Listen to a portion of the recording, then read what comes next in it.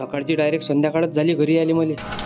काही दिवस झाले आपले हिंडणं फिरणं चालू आहे, पण आज आईचा फोन आलता. हे म्हणे सकाळीच लवकर घरी, संध्याकाळपर्यंत पोचशील ना म्हणे. मी आतला हा संध्याकाळपर्यंत पोचतो, पण हा दादा म्हणे राहू दे म्हणे आजच्या दिवस. दादा हप्त्याभरापासून चकून राहिला, आज देतो उद्या देतो पार्टी, पण पार्टी तर भेटली नाही. पण आपल्याला घरी याची वॉर्निंग भेटली. घरी कायले आपण डायरेक्ट तहसीलमध्ये गेलो. दादा म्हणे माझे पैसे नेऊन राहिले म्हणून तुझी पार्टी अटकेला म्हणे. तितक्यात मामा म्हणे थांबणार भाषा आजच्या दिवस. मी आतला नाही बा, माहिती थांबायची लई इच्छा राजे मामा, पण कसं घरून वॉर्निंग भेटली ना, तसं झालो तेल्लाऱ्यात सरकारनं पहिलेच आपल्यासाठी बस लावून ठेवली. भाषा ये म्हणे. मी आतलं पुढच्या पर्यंत देसांना पार्टी पक्क्यात म्हणे. ती पण या बारीनच पार्टी दिली असती, पण कसं सरकारनं म्हणे पैसे नाही पाठवले. ते पण पाठवले तर 4 टप्प्यात, 2 टप्पे आले आणि बाकीचे टप्पे राहिले. त्याच्या अगोदर आपला स्टॉपच आला. स्टॉप आला तर अकोटात उतरलो. अकोटातून आपण अंजनगावची बस पकडली. बसमध्ये तेवढी गर्दी होती की काय विचारता, पण आपल्याला कशी तशी जागा भेटली. आलो आपण अंजनगावात. अंजनगावातून घरी आले वेळ झालता, पण आपल्या इकडे आल्यावर थंडी वाढेल होती. फाट्याच्या रस्त्याने एकटे निघालतो तर मित्राला कॉल केलता. मित्र आला घ्यायला आणि तेवढ्यातच आपल्याला मित्र काय म्हणे, हे घे म्हणे पैसे, तुला कमी तर नाही पडले. मॅथलं नाही एवढंच म्हटलं. लय झालं. तुम्हाला व्हिडिओ कसा वाटला, आवडला असेल तर फॉलो करू.